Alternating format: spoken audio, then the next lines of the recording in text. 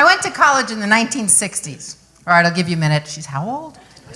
Yeah, I went to college in the 1960s. I wasn't quite sure what I was going to major in. I was doing some professional theater dance, and I thought I'd major in the arts. But I was very good in sports, so I thought I'd major in physical education. Then I couldn't decide between the arts or phys ed. And finally one day I said, what do I really want to go to college for? Well, it was the 1960s. I was a woman. I aspired to that degree that many women aspired to in the 1960s. Anybody know what that was called? What a smart crowd. For you young kids, that spells Mrs. Yeah, I want to go to college, meet the man of my dreams, get married, move to the suburbs, raise 1.2 children, and live happily ever after. Lo and behold, I went to Ithaca College in upstate New York. I met a young man who went to Cornell University. Ithaca's on one hill, Cornell's on the other hill. He came from a tiny, tiny little coal mining village in Pennsylvania called Tresckow, outside of Hazleton in the Allentown area, and I came from New York City. You couldn't tell that though, could you?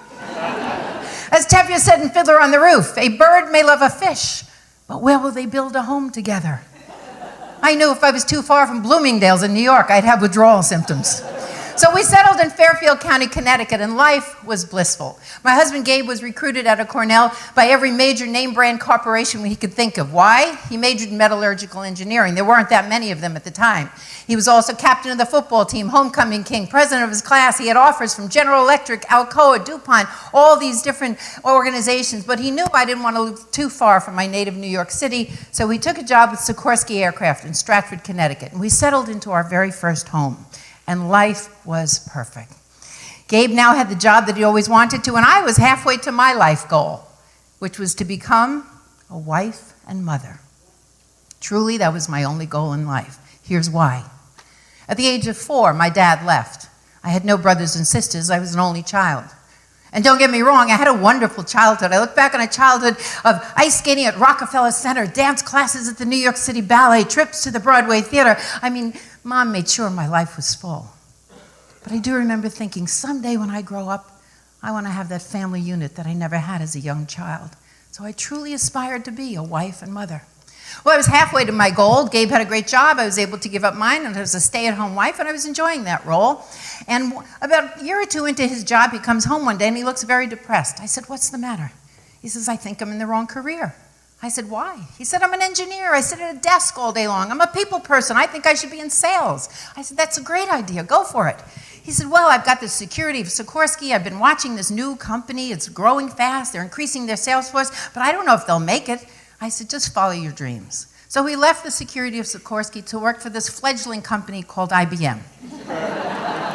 So he's in sales with IBM. He's doing quite well. We decided it's time to start a family. Sure enough, I get pregnant. I give birth to my son, Jason, and life is perfect. Gabe has the job of his dreams. I've reached my goal of being a wife and mother. 2 years old. Gabe comes home from work, looks at me, and says, now you look depressed. What is it? Maybe it's postpartum blues, 2 years delayed.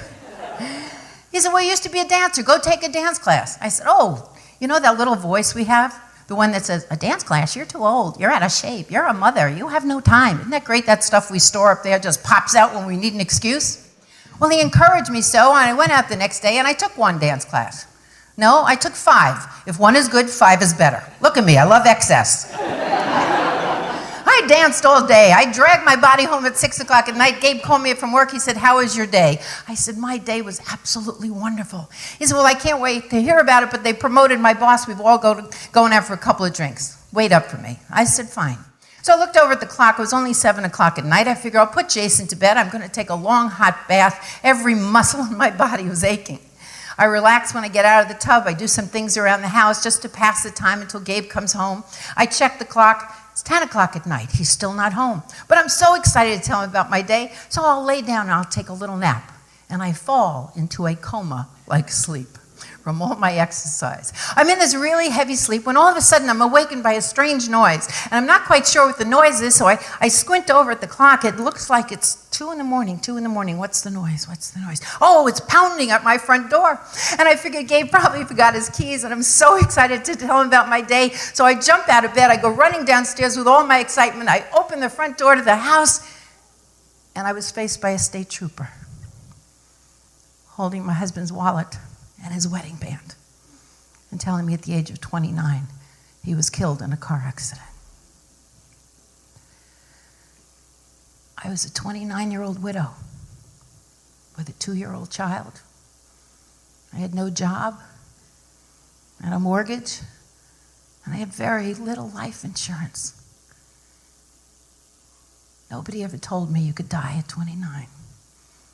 You died when you got sick. You died when you got old. You didn't die when you had your whole life ahead of you. The state trooper stood in front of me and said, "Is there someone we could bring over to be with you?" I don't know why God always calls at 2 in the morning. I said, "Well, my mom and dad live in this condominium development, but my dad's got a heart condition. I wouldn't want to share this kind of news with him in the middle of the night." What about your husband's parents? We should notify them about the loss of their son." I said, "My mother-in-law lost her husband last month to an unexpected heart attack. How do I now tell her she's also lost her son?" There must be someone.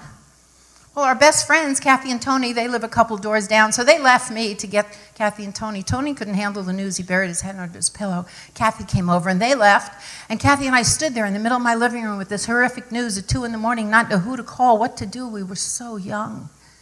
And for whatever reason, to this day, I don't know why, we sat down and we started reminiscing about the fact that we're all in our young 20s and we were saving our money for our first homes. Reminiscing about the fact we were all having our firstborns at the same time. Kathy and I talked through the night. And I only remember one particular thing about that night, and that was contemplating suicide.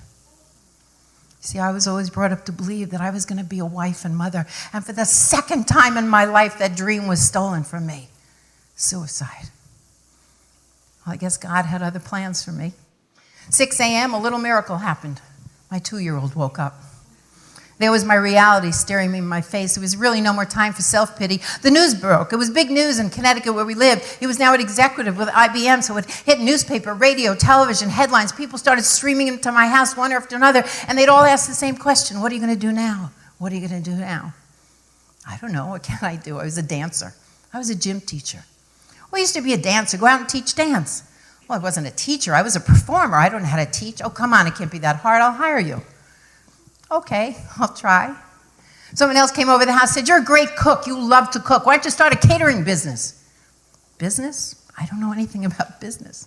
Oh, come on, I'll hire you. It's not that hard. Okay, I'll try. Well, before you know it, the media picked up on it. Widow juggles 4 careers. Women in the 60s didn't have one. I had 4. I was even belly dancing on the side. Oh, I hate to admit that. Ooh. I wasn't really good at it. My son Jason used to stand behind me and jiggle the furniture to make it look like I was moving. But I became a media sensation. Everybody wanted to interview. How did you do it? How did you do it? I had absolutely no idea how I did it. And then one day, that old cliche, when the student is ready, the teacher will appear. And I quote from a lot of famous people in all my speeches, but let me quote you today from one of the greatest philosophers who ever lived, Whitney Houston, who said in a very poignant song, "I decided long ago never to walk in anyone's shadow." You see, if I fail or if I succeed, at least I've lived as I believe. Because no matter what they take from me, they can't take away my dignity. I found the greatest love of all happening to me. I found the greatest love of all inside me.